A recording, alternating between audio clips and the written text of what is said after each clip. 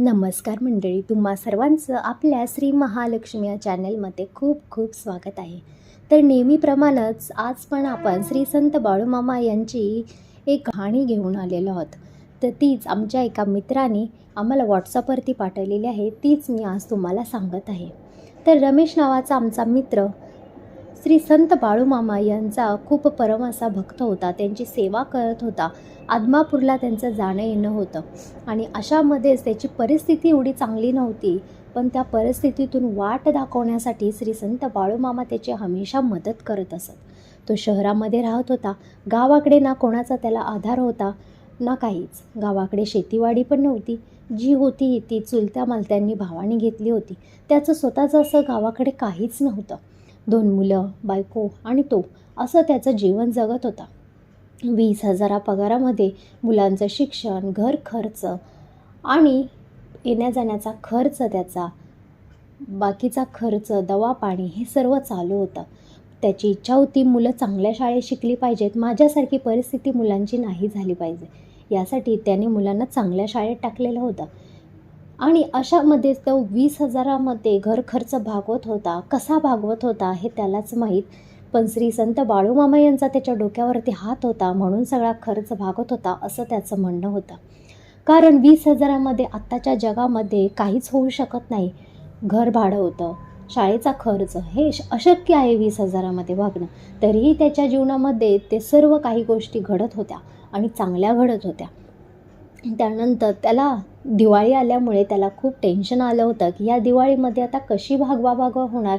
20,000मध्ये आपला घर खर्च तर भागतो, पण वर खर्चासाठी काहीच आपल्याकडे पैसे राहत नाहीत. तर या टेन्शनमध्ये तो 8 दिवस कुठे काम भेटतो का बघत होता. पण दिवाळीमध्ये सगळीकडेच कामाची खूप तुटवडा पडलेला होता. त्यामुळे त्याला कामही भेटत नव्हतं. कुठेतरी कामानंतर कुठेतरी 4 पैसे भेटत आहेत का यासाठी तो प्रयत्नही करत होता. पण काय करणार, काहीच. रोज मुलं विचारत होती, बाबा आम्हाला फटाके कधी आणणार, आम्हाला कपडे कधी आणणार, आपल्या घरी कधी लाईट लागणार. बायकोचंही तोंड बघितल्यानंतर त्याला वाटत होतं बायकोलाही कधी साडी घ्यावी म्हणून. पण हे सगळं अशक्य होतं कारण 20,000मध्ये काहीच होणार नव्हतं. मित्रांच्याकडेही पैसे मागून बघितले, पण ज्याची त्याची दिवाळी असल्यामुळे मित्रांनीही त्याला निराश केलं. त्यानंतर दिवाळीचा दिवस आल्यानंतर मुलं विचारू लागली, बाबा आज तरी आम्हाला फटाके घेणार का म्हणून. बाबा बोलले, हां आणतो आज, आणि निघून गेला. त्या दिवशी तर सुट्टीच होती, तरी पण बाबा बाहेर गेला. आणि नंतर रात्री इकडे तिकडे फिरून त्याने कुठे पैसे भेटत आहेत का बघितले, पण कुठेच पैशाची जुळवाजुळव झाली नाही. नंतर तो श्री स्वामींच्या मंदिरात जाऊन बसला. आरती वगैरे झाल्यानंतर सगळी मंदिरं बंद झाली, तर मंदिराच्या बाहेर कट्टा होता, तिथं येऊन तो बसला. त्याला घरी जायची बिलकुल इच्छा नव्हती आणि अशाच विचारात तो बसला होता आणि श्री संत बाळूमामा यांना बोलत होता की तुम्ही मला हमेशा माझी मदत केली, पण ह्यावेळेस मी खूपच अडचणीत आहे, खूपच दुःखात आहे. खूप माणसाचं जीवन हे खूप कष्टी आहे. कितीही प्रयत्न करा, कितीही, तर संकटे तर येतच राहतात, दुःख तर नेहमीचंच आहे आणि सगळ्यातून भागवा करत त्याला जावं लागत असतं. तर अशामध्येच त्याच्यासमोर एक गाडी येऊन उभी राहते आणि गाडीतून एक वयस्कर जोडपं बाहेर येतं आणि ते मंदिरात जायला निघतं, तर मंदिर बंद असतं. ते त्याला विचारतात, बाळा मंदिर बंद झालं का रे. तर रमेश बोलतो, हो मंदिर आत्ताच बंद झालं म्हणून.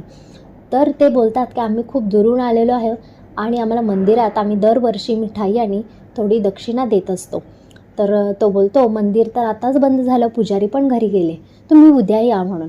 तर तो वयस्कर गाडीत बसायला निघणार तेवढंच म्हणतो, अरे बाळा तू का इथे असा बसलेला आहेस, आज तर सगळ्यांच्या घरी दिवाळी आहे, मग तू इथे एकटा का बसलेला आहेस, असं ती वयस्कर आजी त्याला विचारते.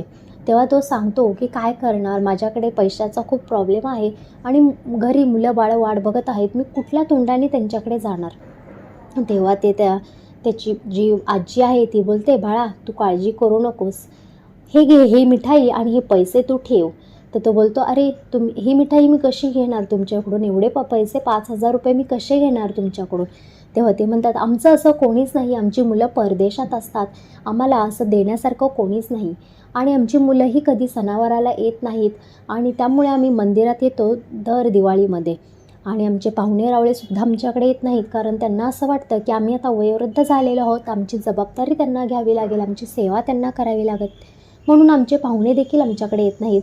त्यामुळे आम्ही दिवाळीमध्ये आम्ही दोघंच असतो.